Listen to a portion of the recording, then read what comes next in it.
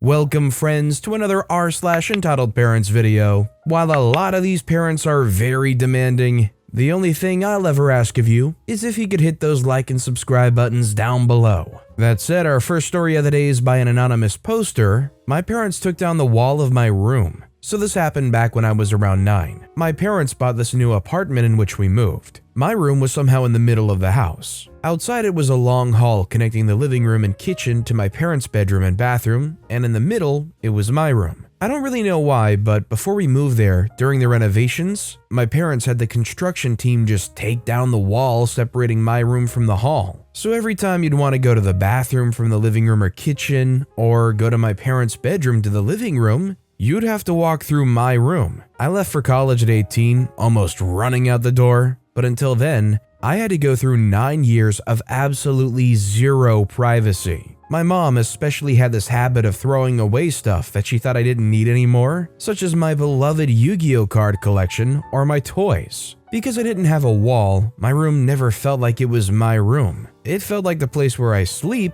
but had nothing personal to it. Because of this, right now I'm 26 and it's impossible for me to consider any place as home. Because I didn't have any door, I was seeing my parents way too many times a day, and I'd also hear everything. From the stupid TV shows they're watching, to the dirty talk they had when they were hooking up. I know. And it was also reversed. My mom would hear anything. If I played on the computer instead of learning, she'd hear the mouse clicks. If I was pretend sleeping, she'd hear me moving too much. If I texted someone, she'd hear the buttons being pressed, old style phones, or the phone vibrating for the smartphones. Every time they wanted to check on me, they'd just go to the kitchen. Even though I hate my parents for this, I'm also aware that the regime I grew up in had helped me become the paranoid freak that I am today, and in some way that's good. While living with my parents, I never conceded.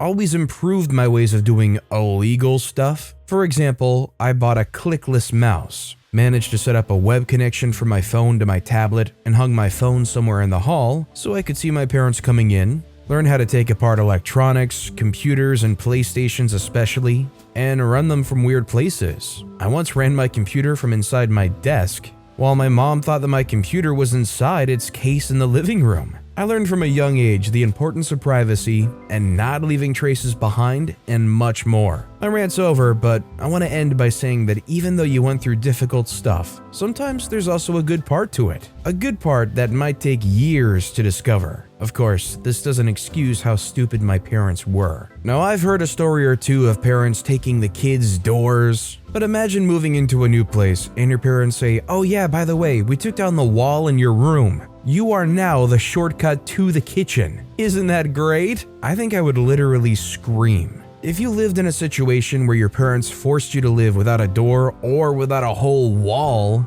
would that be something you'd be able to forgive them for later down the line? Let me know what you think in the comments down below. Our next story is by Redhead Redemption 13. Entitled Mother and Entitled Dad wanted me to name my kids after them despite me changing my religion. So context, I, 29-year-old male, and my wife, 27-year-old female, are a mixed-race couple. I'm white, she's black Somalian. Because of this, I changed my religion from Christian to Islamic. My parents are devoted Christian white folk, so their pale, freckled, redhead child being with someone black and Islamic is a big no-no. They held it in for our wedding though, despite it not being a normal Christian wedding, and her family supported us, so we thought it was all good, right? Wrong. About 3 years later, we found out that we were going to have a child, a girl, and we couldn't wait. My wife, let's call her Maya, wanted to name the baby after her sister who had passed away due to cancer. I immediately said yes because I just want to make her happy, plus I like the name. When my parents found out though, they were not happy. I went to their house, this was our convo. Note, my dad isn't as entitled as my mom, but he's rather strict even though we joke a lot together. Mostly he fears her and goes along with whatever scam she pulls. Entitled Mother says, "Oh hi LP, how's your wife doing?" I say she's doing great.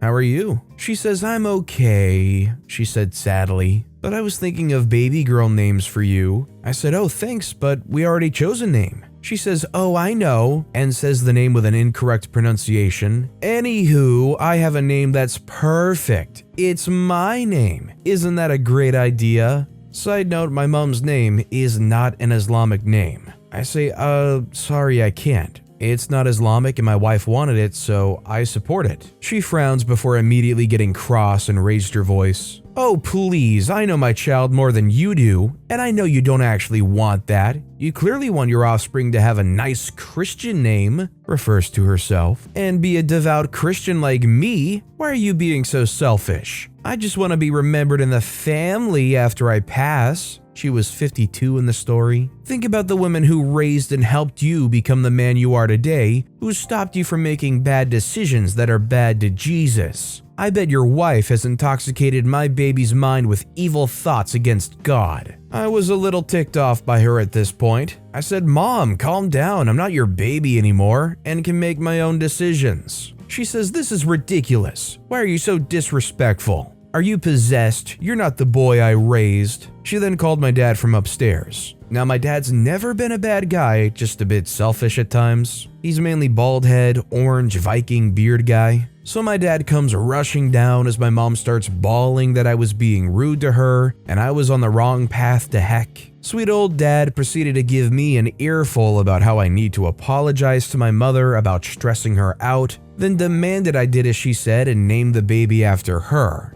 Then promptly asked me, more like told me, to do the same with his name if we have a boy. I just left afterwards and didn't see them until the birth of my child. Of course, we put the original name down for our child like we intended, but my mother had apparently been telling everyone, and I mean everyone, about how we were going to name the child after her and how she would be just like her with pale skin and dark brown hair with blue eyes. Not sure how she got to that conclusion, but in her words, God always finds a way. She said it to everyone, friends, family, colleagues, so imagine my surprise when I started getting messages congratulating me on baby Maria. Also, she has my surname, aka her surname, and the confused messages I got back when I corrected them. They informed me they told them about the delusion my mom made them think was my life. She said how I was married to a white Christian lady, I was becoming a pastor, and worst of all, they showed me images of her on Facebook and social media of me with scraggy hair, a beard, and a leather jacket, to me with short hair, clean shaven with church clothes on, taken at different times, and messages about how I was misguided as a rebellious youth, and after she helped me find God, I straightened out and became what she wanted. The message that still annoys me to this day is, my son is going to be the next Nicky Cruz, and I feel safe knowing I've helped into making a person who will spread the word of Jesus and will make the world a better place. I was so annoyed that she basically rewrote my entire life without me knowing and how she wanted me to be. The final straw though was when I got to their house after my baby's birth. We went to my mother's house, who proceeded to hog the baby while looking not so pleased.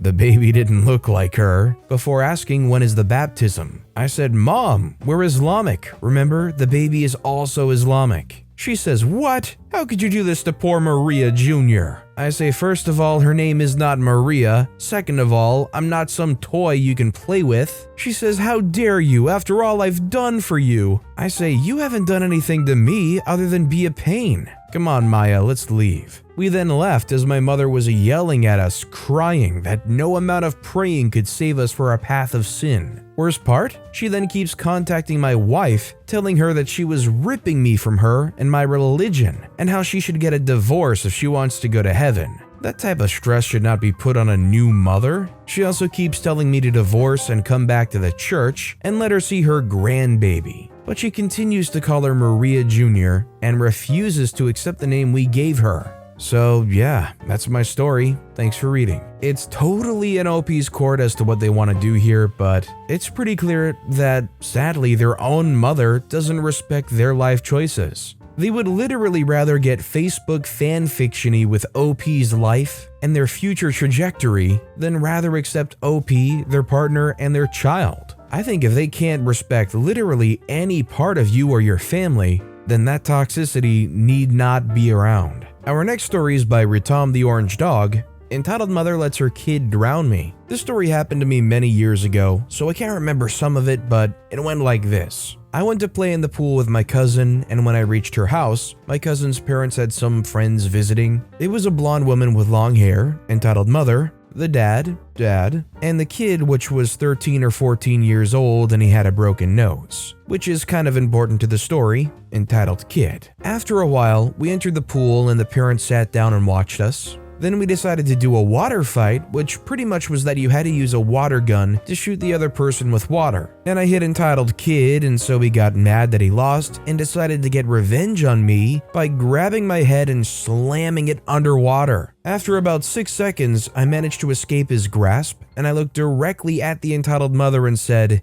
"He just drowned me." Her response was, "He has his nose broken, get over it." If I'm right, the dad was just laughing, so I just got up and went home. I've been wanting to post this story for years now, and I decided to post it today. Just that one sentence is all you need to hear to know that this is the entitled mother that will pull any bad poop insane reason out of thin air to make excuses for her or her kids or her husband to deflect any blame that might be ever possibly coming their way. She's the type of lady to go try to rob a bank, fail, and when the police got her in handcuffs, she starts freaking out saying, "Oh my god, what happened? That must have been the demons that took over me. I don't know where I am. You have to understand, officers, my son's nose is broken." This next story is by Material Wrongdoer 81, accused of kidnapping. This happened when I was 16. My mom sent me to the grocery store for a few things. A few things about the store. 1, it was not in the best area. 2, my mom and I shop there a lot, so I know the manager, a few cashiers, and the security guard. This is relevant later. I get to the store and start gathering things on my list. I walked down an aisle and I saw a mom and her son who we will call Chris. Chris was about 3 years old. She was shopping and Chris was running down the aisle. She was at one end and I was at the other end. Chris runs by me, I grab his shirt and he makes a U-turn, and now he's running back to his mom. She watched me and smiled. I make my way to the next aisle to continue.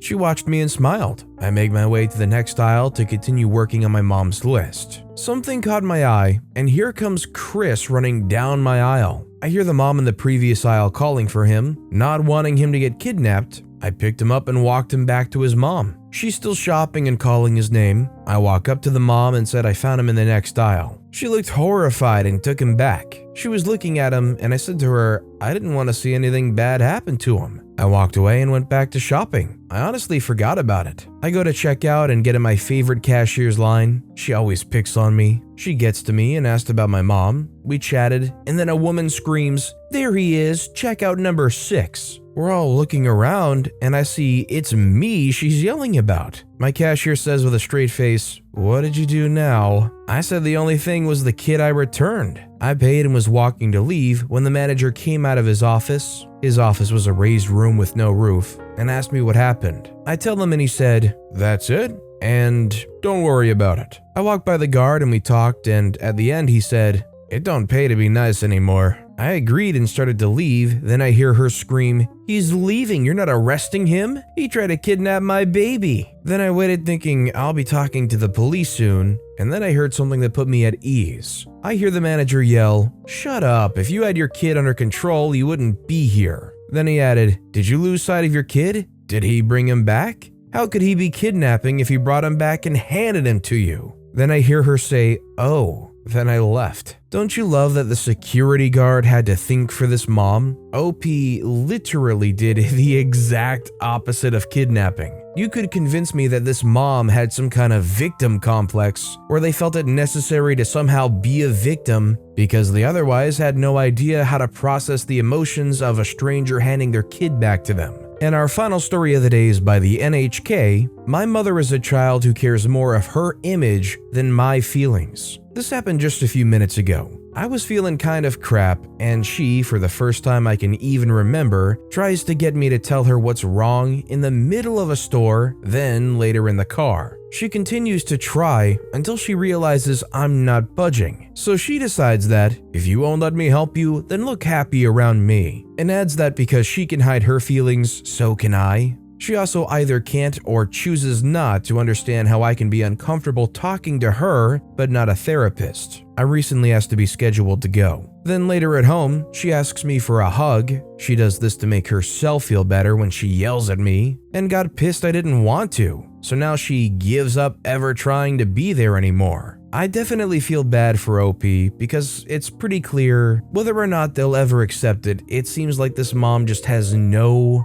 understanding of where OP might be emotionally and what's the right way to support them. And OP seeking out something that can help them, like therapy, and I think the mom's like insecure or something and kind of poo-poos it. It's just disappointing to hear this mom basically say, "What can you tell a therapist that you can't tell me?" If I were OP, that phrase alone would have made me completely sever any hope of ever opening up to my parent. But with that being said, that's all the time we have for today. So of all these stories I've read today, which is your favorite and why? Let me know in the comments down below. And if you haven't yet, if you could like and subscribe, that would mean a lot to me. Whatever you do, whether it's liking, subscribing, turning notifications on, all of it helps grow this channel, and I appreciate the heck out of it. So until next time, I'll see you all tomorrow with some more stories.